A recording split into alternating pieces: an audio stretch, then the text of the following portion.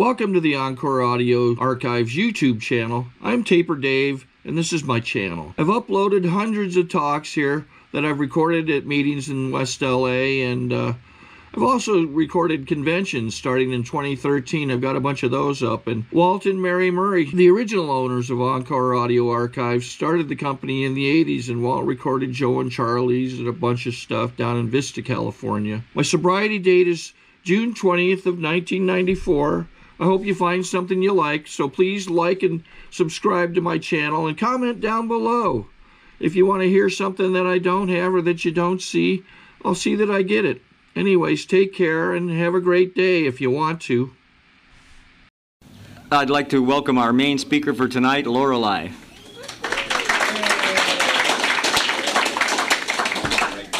Hi, my name is Lorelie, and I'm an alcoholic.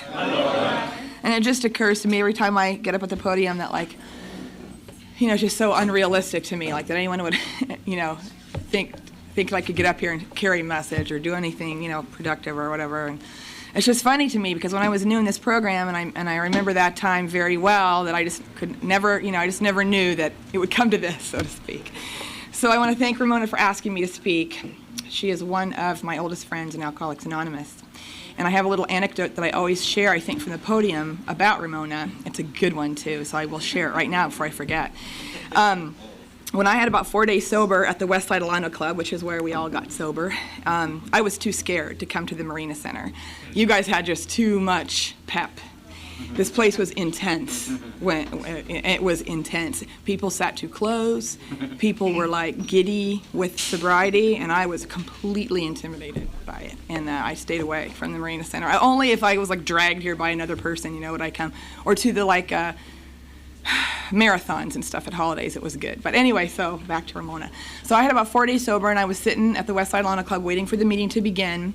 And she was such a great example for me of what a sober woman should look like, act like, talk like. Everything about her was grace and dignity and the steps. And she comes up to me, and she just like blows up like a little breath of wind, and she just hands me a format, and she goes, "Would you like to lead the meeting?" And I wasn't, my attitude had greatly improved even in 4 days. And but I still had this attitude like, I'm sorry, but I don't think you understand. I only have 4 days of sobriety. She was like, "Can you read?"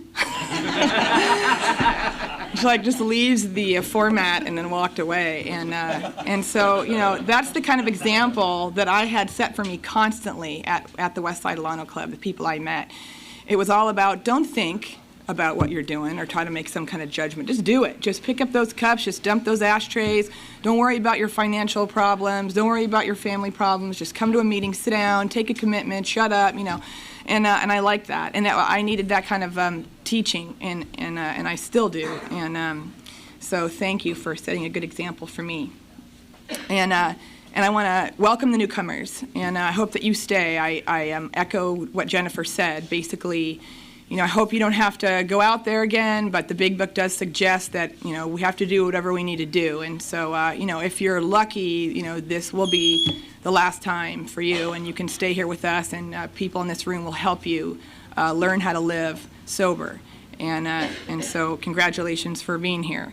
And I want to thank Jennifer for carrying a very powerful message. And she is one of my favorite people in Alcoholics Anonymous, and it's an honor to be her sponsor. And we really walk the path together. There is a period of time when she turns the following year, and I haven't yet. We're only a year and a half apart, and really we're traveling the path together. And when our siblings died, I really felt like that was a change had occurred in our relationship. And so, my job is to still carry the message and carry the torch, but I really feel like we're walking the path together. And I have a couple of anecdotes about Jennifer too. And so before I get too self-centered, well, I think it's too late for that. But before I get to talk about myself and all, I want to share those two anecdotes as well, because they're also a good example of AA. And I remember every once in a while, on a fairly regular basis, Jennifer and I meet at Cafe 50s, and we have breakfast on a weekend morning, and we talk, about our programs and our lives and how the program's working so good. Yay God, yay AA. And which is our motto, basically. And And so I remember that it was just a silly incident, but I had made it into a global issue. And basically I had this piano that my parents had bought for me when I was about 9 years old and that I've had forever. And it's old and beat up and it's out of tune, and it was taking up space in our apartment that we needed for other things. And so I thought I should just give it away. And I thought, well, I'll give it to Claire. She's a nice girl. No, I'll give it to Claire, and then I'll feel good about it, because I felt like nostalgic, And Emmett Fox, if anyone reads Emmett Fox, says nostalgia is bad, just to summarize. But I was like attached to his piano, and it was, and I didn't want to give it away and all. And so we sat through breakfast, and I, said, well, one of the things on my plate today is that I'm going to give my piano away next week, and I've already called Claire and made the appointment, and I felt good when I did it, but now I'm feeling like, oh my God, I don't want to give the piano away, And so I was all worked up into a frenzy, and she was just listening very quietly to the whole blah, blah, blah. And at the end of it all, I paused so that she could insert her guidance. And what she said to me very calmly was, you don't have to give it away today. And I was like, how it's just so simple, but it's so profound. I was like, I don't? And I was like, wow, where'd you hear that? And she goes, you. So I was like, wow. And I called up Claire and I canceled that piano pickup. And I thought, what a great thing. I can do it next week. If I want, I'll call them back up and have them come back and get it again. I don't care if they think I'm crazy. It's just, and that has worked. That philosophy has worked many a time on things much greater than should I get rid of my piano. I don't have to make this decision today. And to me, that's part of the freedom that I get by being a sober member of Alcoholics Anonymous. And I definitely was not a free person when I got here. I felt like, just like the big book said, I was like, and I don't quote the big book, so I don't know. It's like I was a victim or a prisoner of the world and the people that were in it. The world and the people in the world had made me, desperate, bitter, miserable, and with no life. And that's how I felt, and that's not true. So anyway, when my sister passed away 2 years ago in July of alcoholism, as soon as the shock wave kind of rolled over me, after about 2 hours went by or whatever, I luckily I was right at the beginning of my our home group, Roxbury, Friday night. So I sat through that meeting, because my mom had just called me to tell me that my sister had died. And right after the meeting, I got home, and it's like I just knew that the first person I needed to call was Jennifer, because I knew that she and I almost had this thing that we would say to each other about we were waiting for the call. She was waiting for the call about her brother for years, and I was waiting for the call about my sister for years. And so I called her up, and I literally said on that voicemail, today I got the call about my sister. And she called me as soon as she got that message, and there was no one else in the whole world who could have understood. And she was very helpful to me. And the strange thing is that, 2 months later, then she called me and she said, and I got my call, and so then we've been walking the path together ever since. So Alcoholics Anonymous is an amazing program. I'm really sorry that my sister couldn't get it, but I heard a speaker recently at Roxbury who said that her 5-year-old nephew had passed away, and it was a very big tragedy for the family.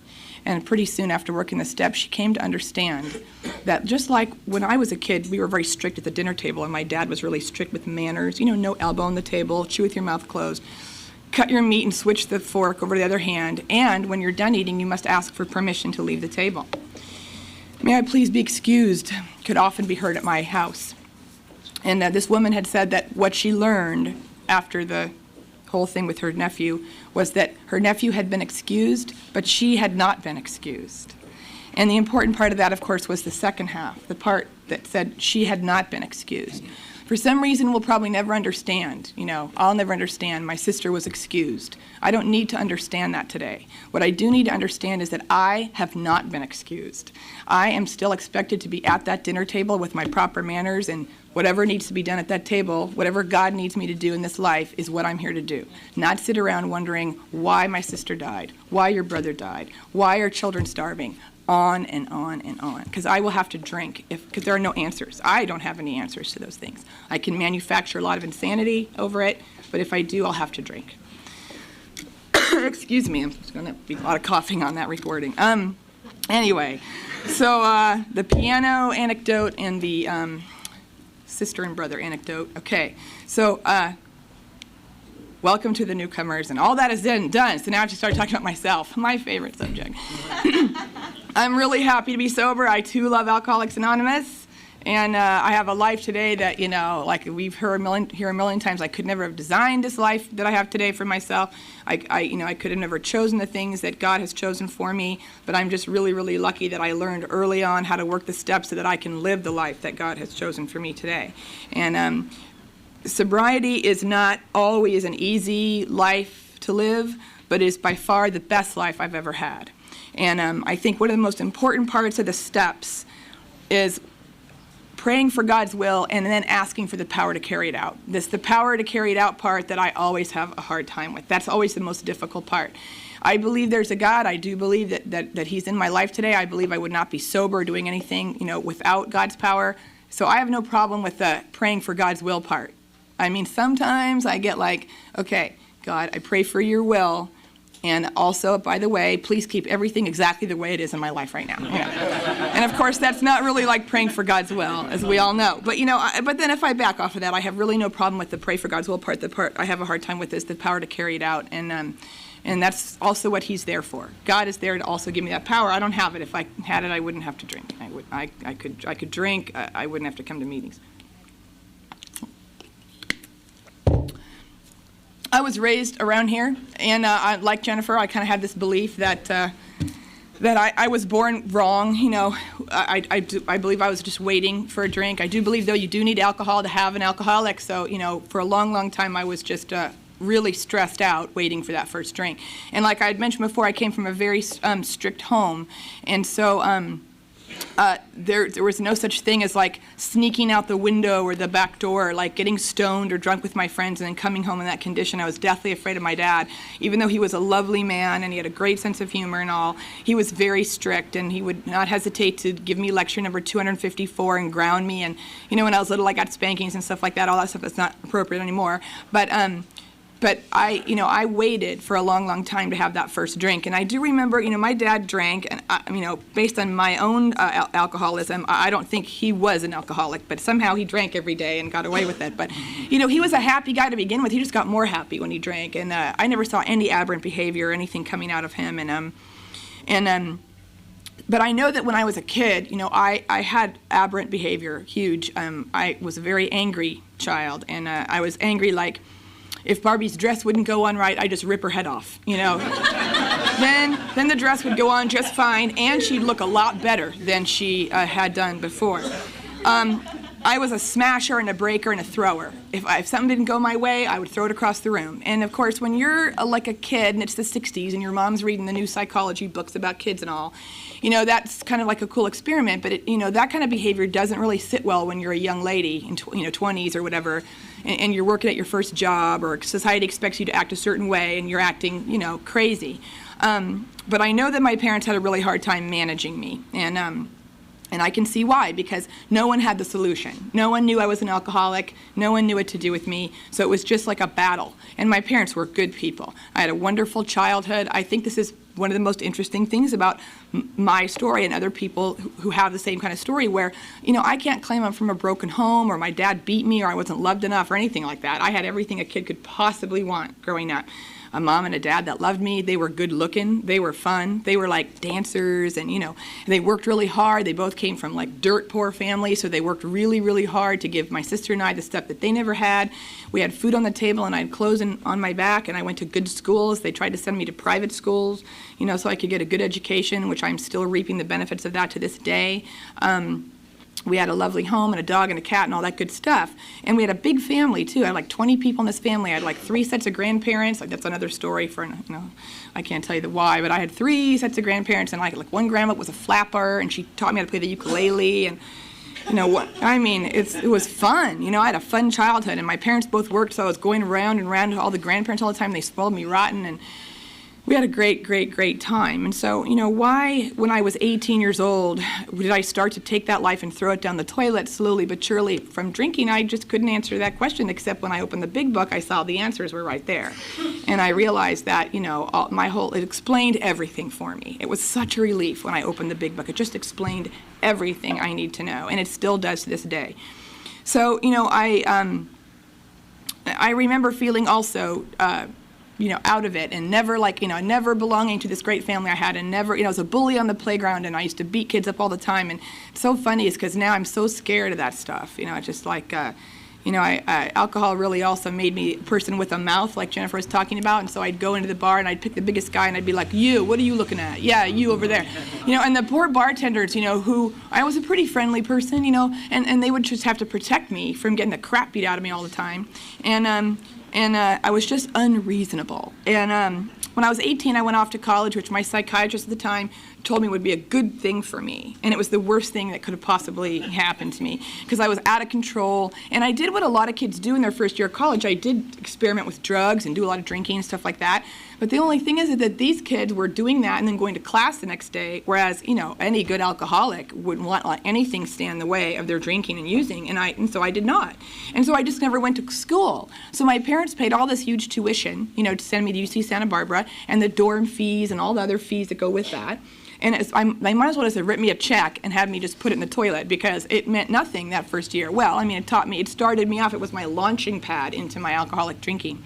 And I remember my first experience similar to the one that Jennifer described, only I was like 16, my sister got married, and her wedding was just one big party for like 3 months, just pre-parties, after parties, the party itself. People were like doing Chinese fire drills, we came from the wedding to the reception, people were jumping out of the car and literally launching themselves into the air and landing on other people's cars, and it was, it was hysterical. These were party people, and so I got a chance to drink at the wedding too, and I'll never forget that I drank all day and drank all night. And then I laid on someone's bed to like rest, and I was doing this thing with my head like back and forth like this, and it was like spinning, and it was so much fun. And somebody caught me at it, and they came in to like use the restroom, and they go, "Are you okay?" I'm like, "Oh yeah, I'm just fine." But I just remember feeling free and like I can just do whatever and I don't care, and that is what drove me for the rest. I tried to chase that dragon or whatever you want to say for the next 12 years. And what happened is, when I was 22, I'm going till 10 of 9, Ramona? Yeah. Okay. And so, is that the right? Okay. And so, who was paying attention? You were 22. Thank you. I was 22, and my father passed away from cancer, and it was devastating to me. I'll never forget when my mother told me across the kitchen table, "Your dad has like weeks to live." There's that denial, even, and it's like, what? It was like, well, no, this is not going to happen. So when it did happen, I was just crushed. But I used that event, and alcohol was my friend then. It really came to my rescue because, when you're dealing with heavy-duty grief like that, alcohol worked really well for me because I drank, and then I could get really sad and cry when I couldn't cry before, and then I could get really angry at life and at the world for doing this to me, and then and then I wouldn't have to just crumble under the weight of the pain. And because my mom and I were totally different people. My dad and I, he and I were like cut from the same cloth. So I really felt like he was my big ally in the family. And even though he was strict and all, but he was a good guy, and I just loved him. And so I was just shocked. I didn't think this kind of thing could happen in the world. That's the kind of reaction I had to it. Like, what? So I used that, though, as an excuse to drink and alienate myself from every person and every activity that a young woman in her 20s, could possibly partake in for the next 8 years. And it was what I was waiting for. It was the big event. Like a lot of people dream to be rock stars. Well, I dreamed to be a victim of, death. Like in my family. You don't know me, you don't know my pain. Don't try to understand me because you never will be able to. And I'm telling you, I wore that like a badge of honor. Get away from me. You don't know me, and you never will. And I am suffering more than any person on this planet, and I'm proud of that. And I'm going to milk it for everything that I can get out of it. Of course, none of those were conscious thoughts I had at the time. All of this is stuff that I can see now that I've worked the steps. But, I had a job, and I graduated college, and I had a job, and my boss was a drinker like me. So there was never any problem with calling in hungover and stuff like that. In fact, we would do cocaine off of the desk and stuff like that in our office. And so, that was good. It was fun. And then my grandma died when I was 26, and I inherited like $100,000. And boy, that is just That's just the worst thing you could do with a 26-year-old alcoholic who has just gotten up the momentum that she needs to have a career and lifetime of drinking. It's $100,000 in my pocket. And so what I did is I went to my girlfriend's wedding in Atlanta, and I met this guy who I thought was very, very nice and worldly and all. And what happened was I moved back to LA and decided I want to live in the South. That's no surprise to an alcoholic. I like the South. I like the people. They're warm, they're friendly, they drink, they have no shoes. I love that. That Spanish moss hanging from the trees, I'll go and I'll write the great American novel, and this is what I really thought. I really thought this was going to happen to me. I was going to live out my dreams in the South. And I ended up moving to Florida, and this guy ended up turning out to be a drug dealer. And so, even that was a little too scary for me. And so I kind of parted ways or whatever and kind of tried to forge my own way in Florida. And I ended up moving to South Florida and trying to get a job. And I ended up working at a newspaper, which was fabulous. But, newspapering, I guess any career is a drinking career for an alcoholic, but newspapering is just notorious for its drunks in the newsroom, And so I worked at this newsroom, and there were all the drunks. And so we just drank, and we drank, and we drank. And I had silly thoughts like, different alcohol produced different effects. So like if I had to drive home from the bar, I would drink vodka because you could drive perfectly fine on vodka no matter how many shots of vodka you had. And I like Stoli, and I would just shoot Stoli and I'd just drive home just perfectly. And but if I was driving, I would never drink tequila because if I really wanted to have a good time, I would shoot tequila, Cuervo Gold, because that made me violent, and I just nothing better than that feeling of adrenaline that rushes through your veins when you just want to plant a big fist on someone's face. That to me was like the greatest feeling. I just love that. Because remember, Barbie's head and smashing, and I love that stuff. So, I really perceived that different alcohol, but if I just wanted to have like a mellow night, I would just drink wine. And I've heard women up to the podium call themselves winettes. And so I was definitely a winette because that's the thing beer made me like, full feeling. So if I drank wine all the time, all night long, that was kind of like my, the thing that I drank, And so anyway, I inherited that money. I moved to Florida. I became a newspaper editor, and it was fun. It was fun. I had somewhat fulfilled my dreams. But you know how these stories end. There is no way that I can, if I'm a true alcoholic in the sense that the Big Book talks about, there'll be no fulfilling of any dreams on a permanent basis unless I surrender to God and ask for Him, for His will for me, and get sober in Alcoholics Anonymous. And so it was just a temporary whim, and I enjoyed about 1.5 years of what I thought was success, and I thought, here I am, I have arrived. I bought a home on the water, and I had a Volvo, and I worked at a newspaper, and I couldn't think of anything better. The problem was that I drank more and more and more. My drinking started initially while I was at UCLA in college with a glass of wine with Shakespeare, and I thought that was so beautiful, so romantic, And it's just more and more and more alcohol produced. I used to also drink at the Orr House, which says a lot. I don't have to tell any more about that, except I loved the Orr House. And so when I went to Florida and I fell in with this crowd, and I saw these women initially, and they were, like I'd mentioned, running around with no shoes and straggly hair and beating each other up in these bars, and I'd never seen women beat up on each other, not even at the Orr House. And I looked down upon those women. I said, please, I have a degree from UCLA. I am from north of Montana. I am just not, And within 1 year, I had no shoes, straggly hair, and I was beating the crap out of women in bars. And didn't take long. I loved those fisherman types and all their tattooed girlfriends, And one time I saw a guy beat another guy to death with a pool cue outside the bar that I drank in, and I thought that was cool. And sick. So I got the biggest drunk in town to move in with me. And then I'd start doing crazy things like picking up runaways behind the Walmart and letting them stay at my house. And so the sheriff's head would come and knock on the door. And because I was kind of a celebrity in the town, because I was the newspaper editor, the cop, the sheriff was knew me, and I used to publish the crimes in the area. And so he kind of let me go. But the parents wanted to have me thrown in jail, and I was just doing things that were I never really wanted to do. I never really pointed at that and went, I want to be white trash. I didn't really ask for that. But that's what happened. And meanwhile, drinking, and I used to buy Gallo wine. I forget. It had a cork. So maybe I haven't hit my bottom. But I remember it had a cork because when you're drunk, trying to get that little cork tip to stick into the cork is really hard. You just have to have the right thing. But I drank myself out of that job as a newspaper editor, and boy, it was a great, great thing. My boss came into me one day and he goes, "Do you have a problem partying?" And if I had said yes, I would have been working the first step, but I wasn't ready for that. And I said, "Oh, no, I'm just having a little bit hard time in my life right now." And so he said, "Okay, well, you're fired." And I was like, "Thanks." And out I went. And that was really good because it really accelerated my drinking, because now I could drink all day long. And that's exactly what I did. And I sat on this old nasty couch in my living room. And I'm a cutter, and I would break bottles, and I would cut my arms and my legs because it felt good to do so. And then I would drink, and then I got the drunk dialies, as my other friend Lorelie. I get the drunk dialies, and I'd call people, and I'd forget it's 4 in. And my mom started seeing a psychiatrist and started going to Al-Anon with my former boyfriend. And she said, "I cannot take your calls anymore if you've been drinking." She goes, "Go ahead and try to call me, but if I can tell you've been drinking, I'm going to hang up." I was like, wow. Slowly, things began to get taken away from me. I got fired from that job. My mom stopped taking my calls because, I'm sorry, just like at that place downtown, I couldn't have an hour sober. I couldn't get sober enough to call my mom. I was drunk all the time.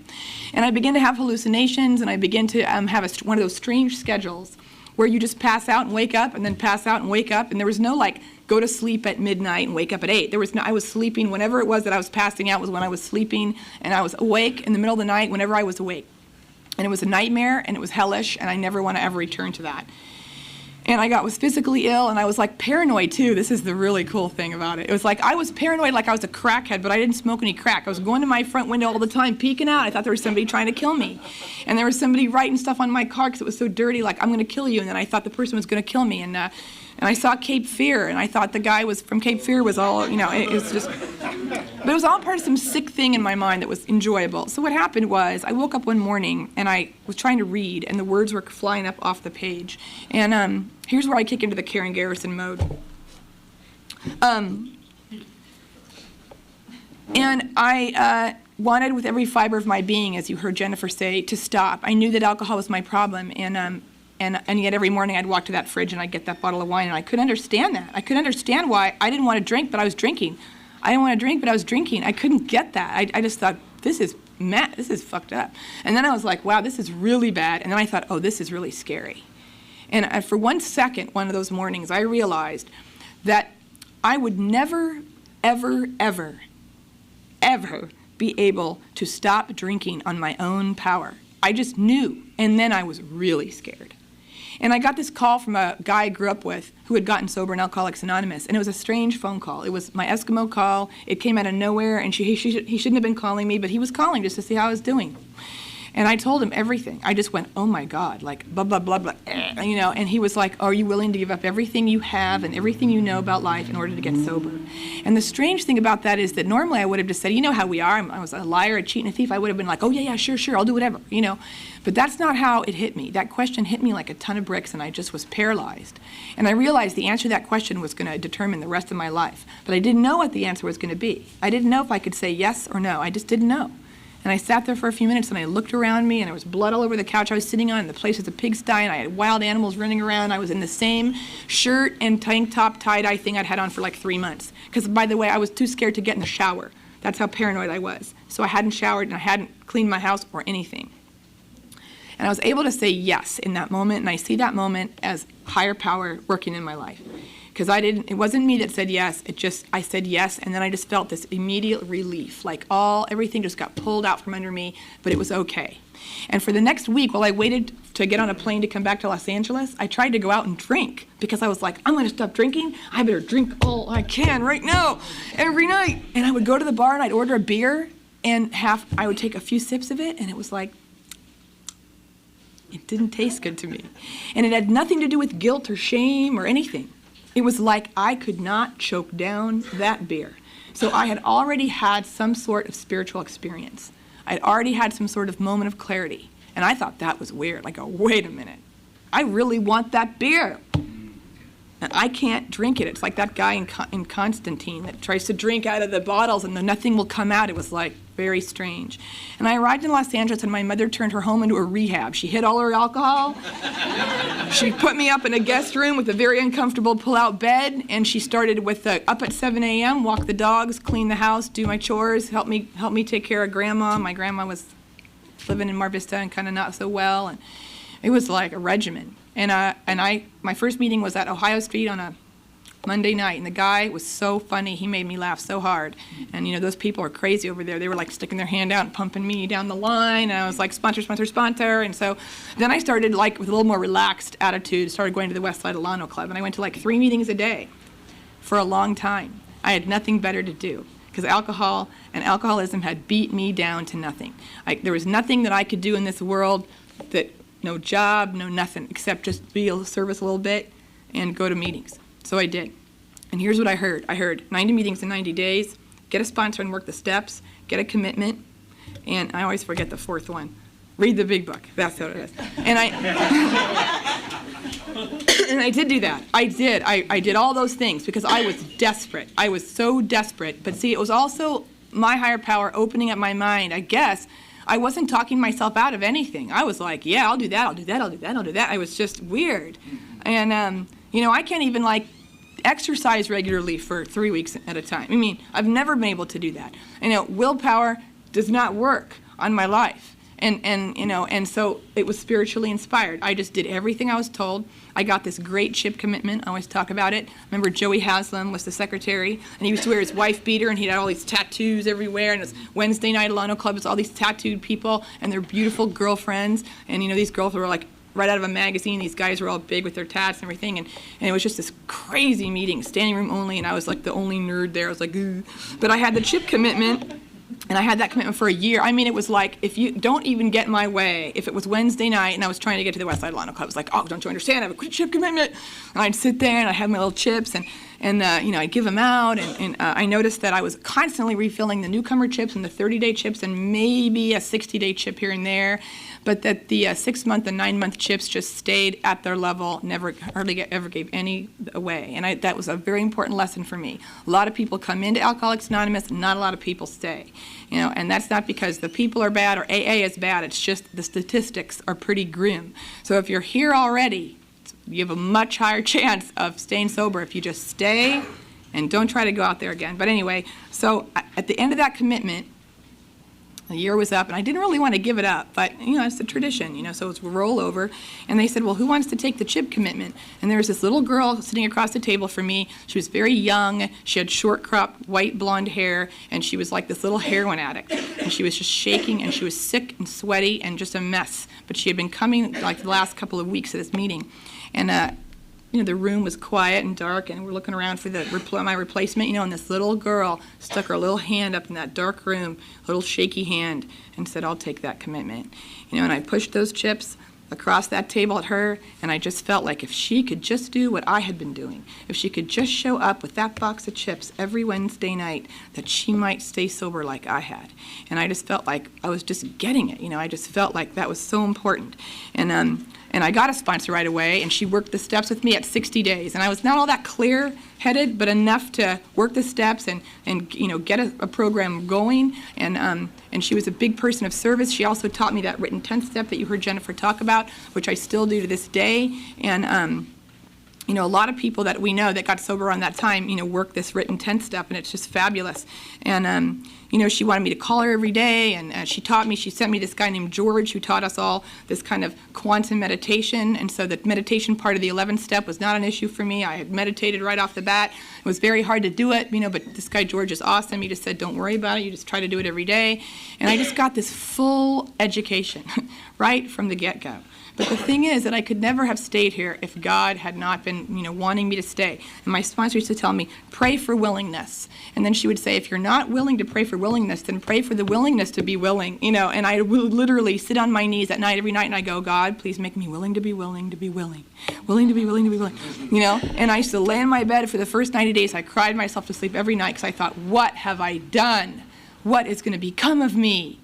What the hell is going on? And I was just so worried about everything. And then one night I went out with a group of people. We went out dancing because you know how fun it is to learn how to have fun in sobriety. Like, woo, I can go out dancing without drinking. Wow, what a concept.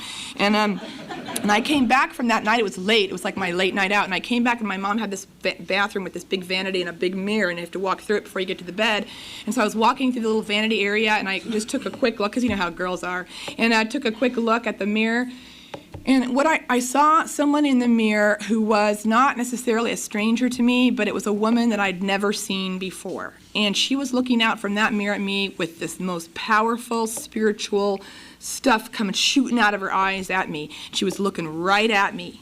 And when I looked back, she wasn't gone. It wasn't like a fleeting thing I saw for a second. There was another woman looking out the mirror at me.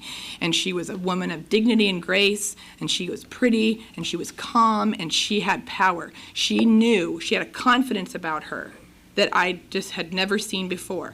And she didn't actually mouth words to me, but she looked out at that mirror at me and she says, "You don't need alcohol anymore." And it was like, I practically fell on the ground. And it was like, from that point on, I never wasted any time in Alcoholics Anonymous. I didn't need any more experiments. I didn't need any more proof. That was all I needed to know. And here's what's happened since. Here's the 2-minute version. Everything that could possibly happen in a life has happened to me. I went back to school. I didn't get just 1 degree. I got 2, because that's how we are. More is better, right? I got 2 degrees. I used to scoff at people who went back to school. Oh, get off the podium. And then I was going back to school, you know, and I got 2 degrees, and then I made good use of them. You know, I went and I got a job, you know, at a school, you know, and then I made my job more important than my program. And then I began to work more than I prayed. And then what happened is I got fired from that job. Because God is like that, you know. He was like, "Excuse me, yeah." And then I learned something really, really important. You put AA first and God first, or, you know, the deal is off, you know. And so that was a very important lesson. And so then I began to pray like the desperate, because I realized I was still just as desperate as when I came in, because I'm still an alcoholic and I'm still only 1 day away from my drink, you know, my first drink. And at one of my first meetings, my first year of sobriety, I met this guy. He came into the room, this dark room of Westside Lano Club, and he had white shoes on. It was January. He had shorts and a Hawaiian shirt on. Anyone know who I'm talking about? And he was working the room. Like, people were like, "Woo!" They were in the wave in there. "Steve, woo!" And I was like, "What?" And he was pumping, and people were so happy to see him. And I go, "Who is this guy?" And so I get up at the podium one day, and I'm like whining about my feelings and like, "My mommy, my daddy, la la la." And then I got down, and then he got up right behind me. He goes, "You know, this is not Feelings Anonymous," like that. And I was like, and I couldn't like share for 3 months at any meeting anywhere. I was like, I might share about my feelings, and that's wrong, you know. So then I see him, and I go, I'm going to tell that guy I have a resentment against him. I'm just going to lay it all down, you know. So I see him, and I go, "Hey, I have a resentment against you, and I think I should talk to you about it." And so I go, and I get ready to tell the whole story, and he goes, "If you have a resentment, you need to write about it and call your sponsor. Bye-bye." And then he just like left. And I was like, oh my God, I hate you. So like a week later, he asked me to go on a panel, and I was like, "Yeah, I'll go on your panel. Yeah, I'll show you. I'm not going to talk about my feelings either. How about that?" So we go on this panel, and I find out that, you know, he's read more books than me. He loves movies. And we were looking at a full moon one night, and he, sorry, I hope you don't mind if I do this, but he quoted that line from that Wolfman movie from the 30s, you know. Even a man who is pure at heart and says his prayers by night can become a wolf when the wolfbane blooms and the autumn moon is bright. And I was like this, "I love you." And so, you know, that's it.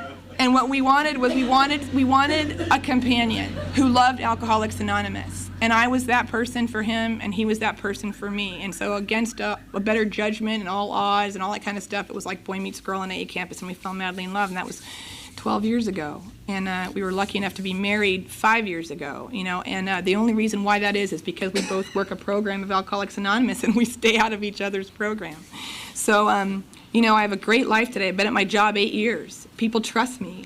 You know, what happens when you do really well is people ask you to do more. And so I have a trusted position at my job, but I have to work a program in order to be of service there. And I have a great marriage, and I have great sponsorees, and I've been blessed with a full life. And the more I stay sober, the more full it gets. And that's the trick, because the more full it gets, the more I have to ask God to help me, and the more I have to work those steps. So I'm a very grateful alcoholic, and thanks for letting me share.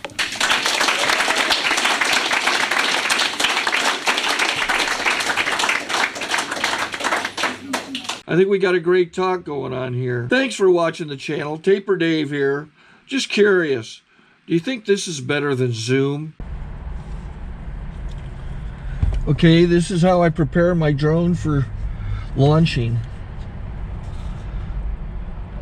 I like to do it inside the cab of my truck so I'm not standing outside in the weather. To install the joysticks for control, up and down, right and left, powered on. I have an Android phone that I use to connect it to the drone with. And it's actually controlled through the iPhone, through an app. Oops, wrong way. It's actually controlled through the iPhone, or through this Android phone, through the app. It's actually controlled through the Android phone, through an app, and you connect it through this short connection right here.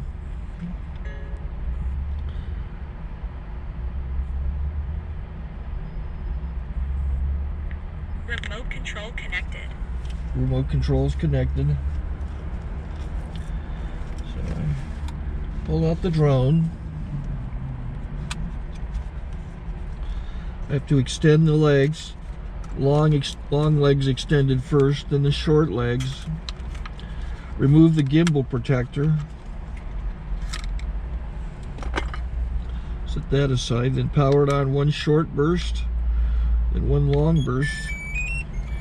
I lay it down.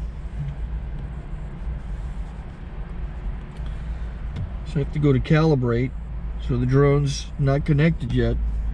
It shows you here as this drone gets disconnected, even though the remote's powered on. So the drone has to establish it's connected.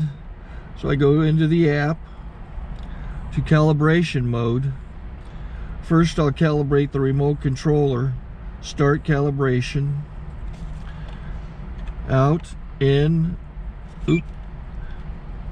out, in, up, down, and then this little wheel is to control the gimbal. So it's calibrated. Go to gimbal calibration, start calibration, and then it calibrates the gimbal. And if that shows up, the gimbal's moving all over the place. Changes, you can see it on the video. And I'm calibrated to take off. It's acquired 7 satellites at the moment. There are 26 satellites up in the sky, which it has to acquire before you can take off. So it's connected.